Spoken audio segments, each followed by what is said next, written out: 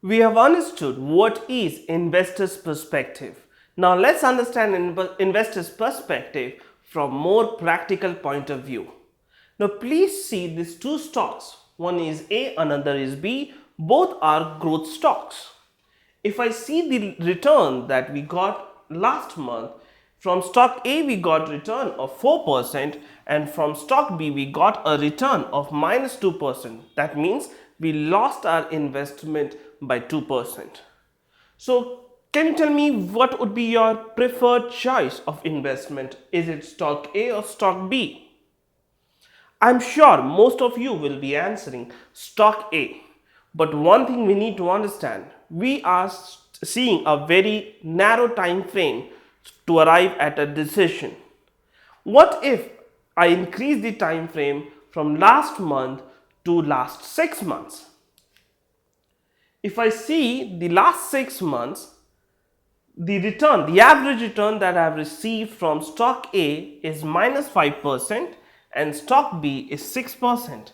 It's only in the last month that I have got negative return from stock B, but overall in last 6 months what I have got is 6% return on an average.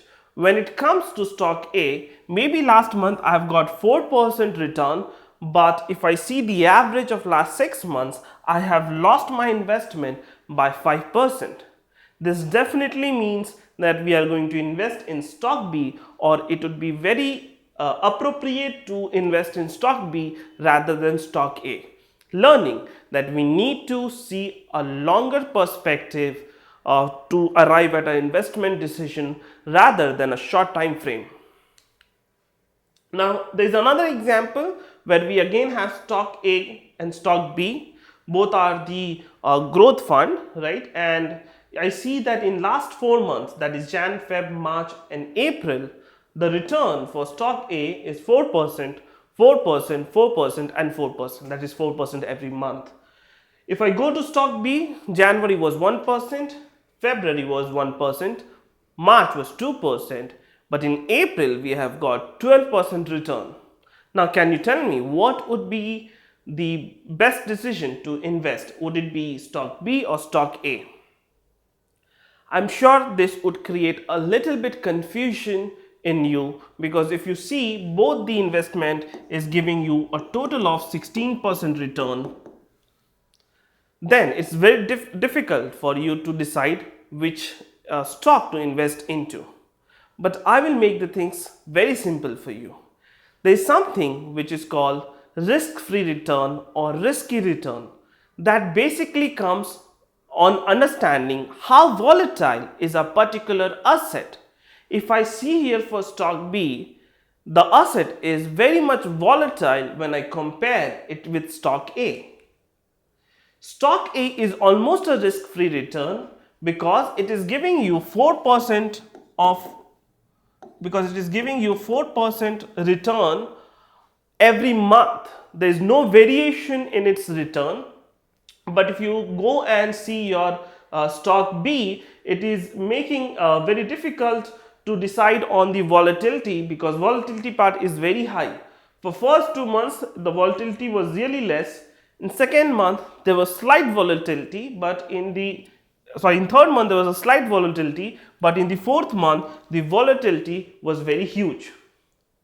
Now if you see, both the return from both the stocks are coming as 4% on an average, that is 16 divided by 4. Hence our mean for both stock A as well as stock B is 4%. But if I calculate the variance which measures the volatility, I see the variance in stock B is very huge compared to stock A, right? So if you see the variance, that is basically what is the deviation from the mean, right? Mean would be coming as 4%. So in this case, x minus x bar, that is my deviation from the mean, here will be 0, 0, 0 and 0. Since x, that is your current return, that is 4%, x bar, that is your average return, is also 4%. So 4 minus 4 will be 0. But in this case it will be minus 3, minus 2 and 8%, right? So if I calculate the variance using the formula that we use for variance, which is also known as S square, the formula would be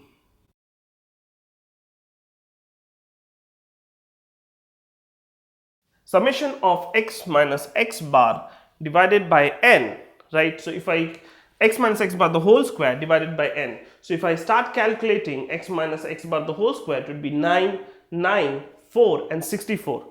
And if I divide by 4, right, so that will bring me to 9 plus 9 would be 18. 18 plus 4 would be 22. 22 plus 64 would bring me to 86 divided by n, that is my 4. It should come somewhere around 21.5. So variance in case of stock A is 0, variance in case of stock B is 21.5. So definitely stock B is having more variance or is more volatile than stock A. Hence, it is always advisable to invest in stock A, since stock A is almost a risk-free return. Now you understand why do we keep money, or why it is safe to keep money in your savings account. You know the return is not very much high, but you know the return is stable. I'm not going to lose my money and it is a risk-free return.